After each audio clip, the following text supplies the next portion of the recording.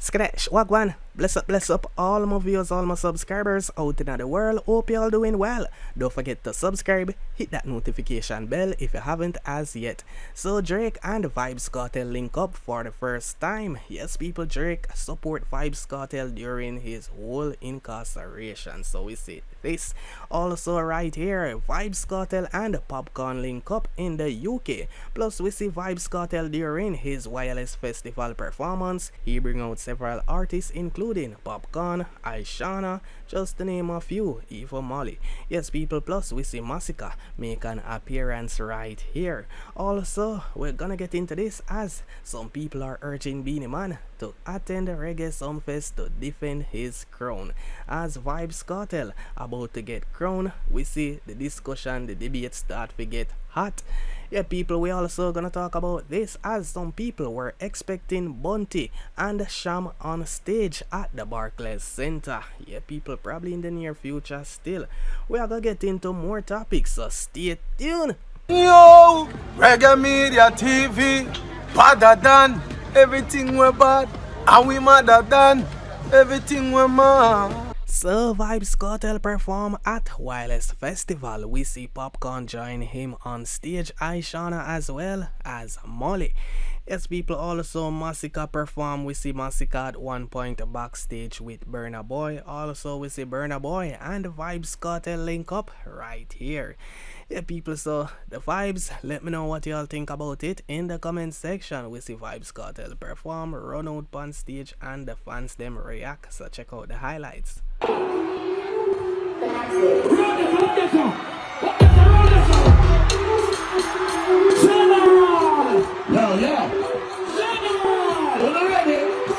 Just touch them like that.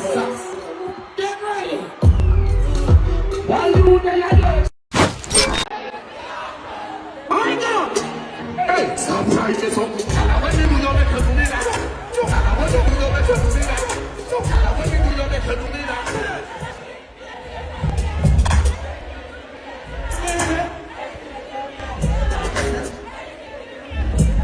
What you really mean when you say nothing yet? But I'm here to pay the price. And the last week, I'm going to tell you for those who are in the video, man. As a person.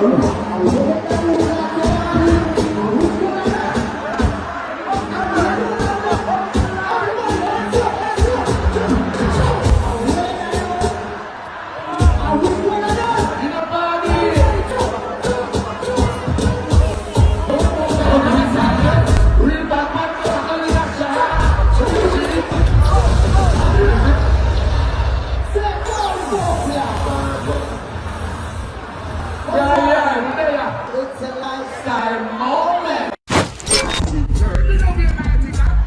See you there. Roll off the time, got it and the gun. You know what it is, other than sulfur. But what time we like to do is straight jeans, cut off foot black. We say everybody have the heart. Feel it the heart. Big up back and big up Popcaan. Everybody have the heart. Wireless! Vybz Kartel is here. First time in 20 years. So you know I gotta rep for the ladies first. Ladies! All the girls up in the wireless. With the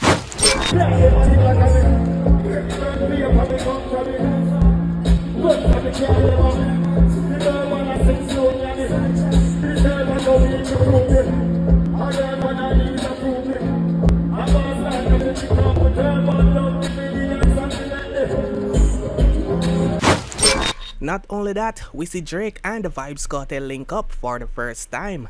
After supporting Vybz Kartel during his incarceration, we see Drake brings out Vybz Kartel at a Wireless Festival. Check out Vybz Kartel and Drake right here.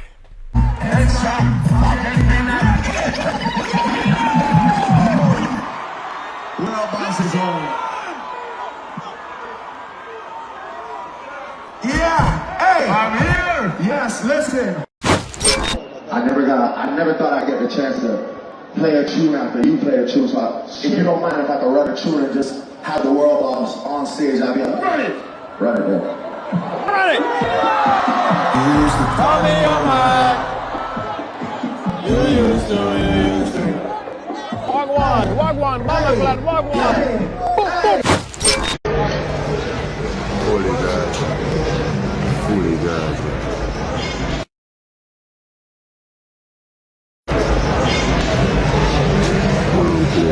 One real boss. One chance song. You okay? Wireless. Over there for wire them.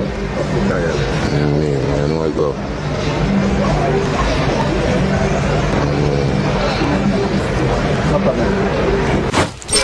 What is that thing? Morning, I'm sure the thing, I'm morning at the yeah, what?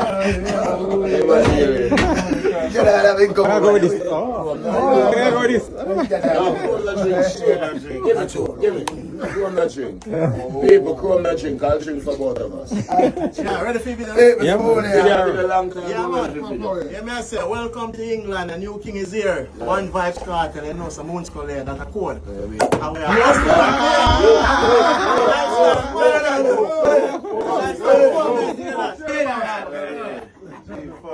It's a wireless moment. A wireless moment. A wireless moment. Yeah, a wireless. Cheers, bro. What is on my nose? Champagne. Well, I don't know when I get out of a piece of drinking, man. What are you thinking, man? One just want to give you think himself, boy. You're on Netflix. Scatter, man. No, maybe I'm thinking I'm coming. Yeah, cheers, you know. Cheers. Wireless. No, the original wireless, and I say go. Yeah, wireless. Fully wireless. Big up TJ, big up Chrome, Scatter, Jason, Harvey, Lenny Matic, the whole Green Steam. Big up the Shenanigan Squad. Me, Aishana, Moon Skull, Nuffy. No, Silver, one thing, Silver always serious. No shenanigans thing. You may say, one boss and more basket. Oh, yeah, man. That's a code. That's a code. Yeah. That's on 4-1, we got here.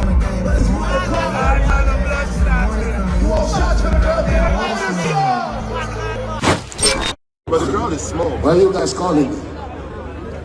This is how wireless is. Yeah, we're for Ghana, Shana. We're after the wolf. It's a big festival. Let's go wolf here. Don't worry, baby. I got you. So a lot of people reacting to Shaggy performing in front of a massive crowd. Even Footer hype we suppose this saying this not normal. The real Shaggy dancehall powerhouse. Yes, people, so this is a show with Shaggy, you know, and a lot more artists such as Pitbull. So some people say this is a normal thing for Shaggy and him a do it for years. However, a lot of people love how Vybz Kartel emerged on the scene since his present release, along with Buju Banton and others, selling out arenas. So the newer acts, them get inspiration from this and see how certain artists depend certain levels do it. So the next stop is a Reggae Sumfest for Vybz Kartel, and as it draws closer we see people debate more and more about the king status in dancehall because Vybz Kartel will be getting crowned. So it's like some people are question Beenie Man same way while some people are defending Beenie Man. Check out this discussion. Top high morning. Every day above ground is a blessing, chat. So me hear Beenie Man over one part over this I say Vybz Kartel only put in 50%, you know. Him not put in 100%.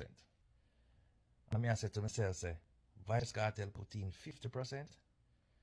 I say, oh, Vybz Kartel put in 50% and not 100%. So me I said to myself, so then how much percent Beenie Man put in? You know what the funniest part about it? Beenie Man only have the Grammy for sure, say, over Vybz Kartel, you know. Only the Grammy. You know? Only the Grammy. And what's the next funniest thing about it? Yellow Man was king, right? Yellow Man have never won a Grammy before. No? Yellow Man have never won a Grammy before. But how he was king? He was crowned the king of dancehall at one point in time. How did Beenie Man get the kingship? Yellow Man never give Beenie Man the kingship. No. No? Yellow Man never say he's king no more. No? Beenie Man take it, right? Because Bounty himself could have took it himself, you know. But Bounty never decided to run down the kingship. But Beenie Man, as you know, Beenie Man, I got always be Beenie Man enough, you know. So take the kingship. But Beenie Man go as far as to say Vybz Kartel only do 50%. Vybz Kartel, I sell out them stadium, you know, back to back. Vybz Kartel stay in a prison and make hits after hits after hits after hits. Beenie Man was out free while Vybz Kartel in a prison. I drop music and nobody never look on the music. Nobody at all, you know. But yet still, Vybz Kartel only do 50%. If Beenie Man drop a song now, nobody now look on it. It now pass 300,000 views. 300,000 even too much. It now pass 200,000 views. And yet still, Vybz Kartel only do 50%. Vybz Kartel himself is a songwriter. Vybz Kartel write his own songs. And yet still, Vybz Kartel only do 50%. 99.99% of Beenie Man song as somebody write them. Yes, you never know that. 99.99% of Beenie Man song as somebody wrote them all for Beenie Man. So how did Vybz Kartel only achieve 50%, but not 70, 80, 90 or 100? Boy, Vybz Kartel will be crowned the king of dancehall coming July the 18th, right? Remember, Beenie Man preview a song for drop. So it's when Vybz Kartel get that king crowned over him head, Beenie Man go on for drop the song. And the funny part about it, Gaza fans, when him drop the song, don't even look at the song. And I bet you say if nobody looks at that song from the Gaza, that don't even pass 80,000 views. Yo, no, seriously. If nobody from the Gaza don't even click on the song, it not even gonna pass 80,000 views. Because no one cares. No, seriously. No one cares. And the funny part about this, nobody is not saying that Beenie Man is not the king, you know, or not a king, you know. You have generational kings. Kings come and king goes. You get what I say? Yeah. Vybz Kartel was called the king of dancehall before he went to prison. So why now that Vybz Kartel is out? Why there's a fuss and fight? Beenie Man never did a fuss and fight when Vybz Kartel was out. When the streets used to call Vybz Kartel the king of dancehall. No, there was no fuss and fight. So why now when Vybz Kartel is out in the streets, out of prison, Beenie Man a fuss and fight over this kingship? So according to Bounty Killer, he said the US return was divine timing, not politics or pull strings. According to World Music Views, dancehall legend Bounty Killer says his long-awaited return to the United States wasn't the result of industry favors or political intervention, but divine timing. In a new interview now available on World Music Views YouTube channel, the warlord reflected on the journey, expressing gratitude for the opportunity. I am extremely happy and grateful for this opportunity, he said, and the fact that I didn't have to make any sacrifice. I never had to call nobody to pull no string, so I know this is a divinely thing. The Look Into My Eyes DJ emphasized that his US re-entry was not influenced by behind-the-scenes lobbying. I never gotten a letter from anybody more than DJ Khaled and Swizz Beatz, he revealed. No politician never pull no string, no diplomat, no nothing. Bounty Killer's comments come after his historic headlining performance at Barclays Center in Brooklyn, making a major milestone in his decades-long career. Yes, people, so I realize some people did ask for one specific artist, not Vybz Kartel. You know, Vybz Kartel did have another event on that day. We see Bounty and the Mavado. You know, some people them realize Busy Signal wasn't at the show, but probably Busy did have a next event cause we did see him go through the airport and thing. But you know, from the 90s and Wayne Marshall, you know, Wayne Marshall him have him visa issues and things. So Wayne Marshall would have make a good show. You know, the artists them from the 90s when Bounty bring them up in the music industry. But people them did ask for Baby Sham, you know. Baby Sham, we know say him and Bounty always come through and give a solid performance. Them have them collaboration, you know. Baby Sham, him and Bounty have the song On Another Level, you know. Them have the EP where them drop recently. Them have crazy amount of hits. Yes, people, so it's like people did wonder where Baby Sham there. Them did expect him to make an appearance at the Bounty Killer and Friends event at the Barclays Center in New York. Them did hope Baby Sham be a part of this whole history right here. Yeah, cause you know, if you're a big fan of Bounty, you'll know the history with him and Baby Sham. But you know, probably next time, cause Bounty just get back in visa. This is the first show and more to come. So him and Baby Sham, you know, we see a lot of people I wonder where Baby Sham did there, and them did expect him to pass through as well. However, Baby Sham never did on the flyer, but people did still expect him for sure. So, you know, we are going to see what go on in the future where that is concerned, because that a one person the fans them want to see perform with Bounty in the US, and me a talk based off a review, based off a comments me see and them thing there. So moving along right here, Gramps Morgan's reggae ballad If You Are Looking For Me, featured in new Tyler Perry Netflix movie. The artist speak about this big move. As you can see, Prison Marketing did an article about this one after earning his very first platinum plaque for over 1 million units sold of Let's Do It Again, a heartfelt reggae love ballad performed by Hawaiian singer J Boog and produced by Don Corleone Records and Wash House Music Inc. Grammy Award winning reggae singer Gramps Morgan has added another major accolade to his already decorated career. The Morgan Heritage frontman is now the latest reggae artist to have his music featured in a major Hollywood production. His solo track, If You Are Looking For Me, is spotlighted in Tyler Perry's brand new Netflix film They Trippin', Tyler Perry's Madia's Destination Wedding, which premiered globally on Friday, July 11, 2025. The inclusion of If You're Looking For Me, a standout from Morgan's 2022 solo album Positive Vibration, marks a significant moment, not just for the artist but for reggae music visibility in mainstream cinema. It's just a wonderful opportunity in this time to still be relevant, Morgan shared. This is the first time my song has been in a big kind of production like this, such as Tyler Perry. I just hope that this is a sign for many things to come and the future of Morgan Heritage catalog. The track's soulful optimism and rootsy cadence made it a fitting choice for Perry's wedding theme dramedy, which continues the popular Madea franchise.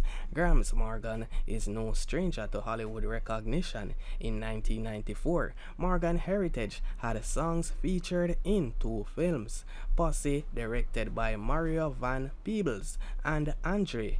More recently, the group contributed Hallelujah to Coming to America, the 2021 sequel to Eddie Murphy's classic. These moments reflect an ongoing respect for the brand's artistry and their genre-crossing appeal. However, this latest feature stands out as Gramps' first solo inclusion in such a high-profile production, reinforcing his personal evolution and impact outside the family group. The journey, rooted in reggae royalty, has taken Gramps from global stages to the big screen and now to Netflix's worldwide streaming audience, with Perry's film often trending within hours of release. If You Are Looking For Me is poised for a surge in streams and renewed fan appreciation. More than just a placement, the feature represents a cultural win, elevating Jamaican music in a space traditionally dominated by other genres.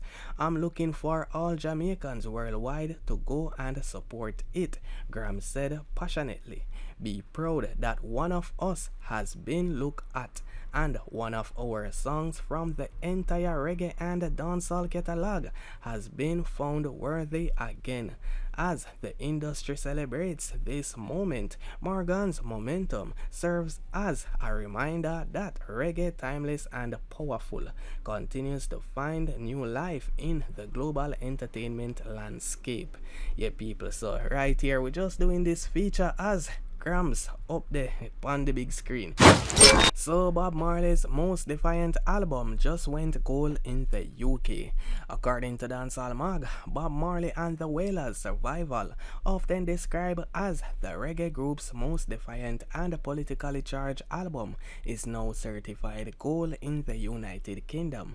According to the British phonographic industry, the album, released in October 1979 as the group's 11th studio album project, was issued the Brit Certified Gold Award on Friday, July 11, after it sold more than 100,000 copies in the UK as measured by the official charts company.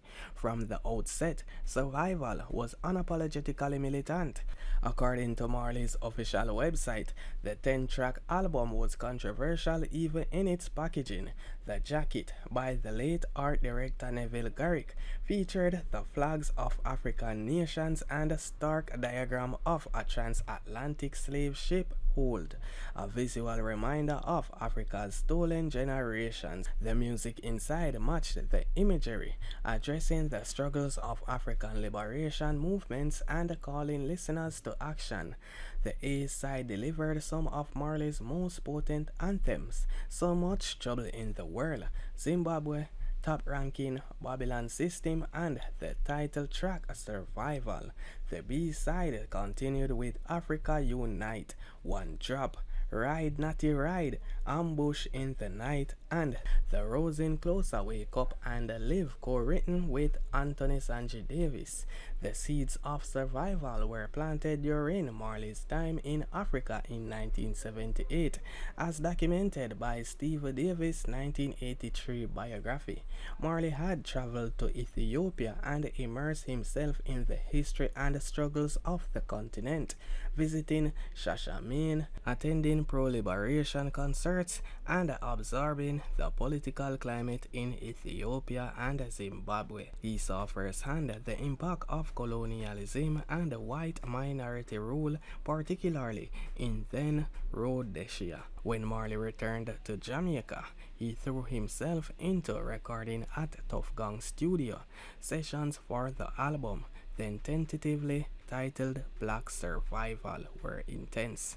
It took 6 months to complete the new album. Bob wanted it to sound as hot and as black as Stevie Wonder's sounded, and when it was released the summer as Survival, in order to appeal Bob's white audience as well as the new black one he was courting, he got his wish. The music made at Tough Gang Studio was so alive that it seemed to jump out of the speakers, Davis wrote. Notably, the song Zimbabwe, written before the country's liberation, became an anthem of freedom for the people of Rhodesia. and Marley famously performed it at the country's independence celebrations in April 1980. Survival also marked a new chapter for Marley in his outreach to black audiences outside Jamaica. His 1979 tour supporting the Black Album included the Apollo Theater in Harlem, a symbolic return to Black America, where Marley sought to strengthen ties between the African and African American struggles. This latest gold certification adds to Marley's impressive UK achievements. The albums Catch a Fire 1973, Natty Dread 1974, Rastaman Vibration 1976, Exodus 1977, Kaya 1978, and Uprising 1980 are also currently certified gold in the country. So, we're dropping some history right here from this article. And, Bob Marley, we feature some other work from him right there that went gold. So, this is a new gold certification for Bob. So, so that's the inspiration that led Bob Marley to do that album. So moving along right here, Reggae Fest promoter thanks Bounty Killer. According to IRFM.net, Reggae Fest promoter CJ Milan is thanking Bounty Killer for trusting her with his first US show in 15 years. Milan shared a highlight reel from Bounty Killer's sold out performance. Caption, "I want to give a big thanks to Bounty Killer for trusting me with his first US show in 15 years. She also expressed gratitude to his manager, Paul Banky Giscombe, thanking him for everything and that he's amazing." Yeah, people. So, in addition to Bounty Killer, Milan thanked the entertainers who performed included Mavado, Idonia, Masicka, Charlie Black, Dexter Daps, Jonah Reed, and Elephant Man, who is set to headline Reggae Fest Philly on August 9. Bounty Killer's historic return of the Warlord saw him selling out at the Barclays Center on July 5th. CJ Milan, CEO of Reggae Fest, also successfully staged Vybz Kartel's first two back-to-back sold-out shows at the same venue. So bless up, people. Guidance, protection, be safe out in the world, no matter what kind of struggle you go through. Just believe in a God and him will pull you through. Bless up yourself, guidance, protection. Until next time, I'm out. Scratch. Yo, Reggae Media TV, badder than everything we're bad, and we madder than everything we're mad. Subscribe now, you hear that?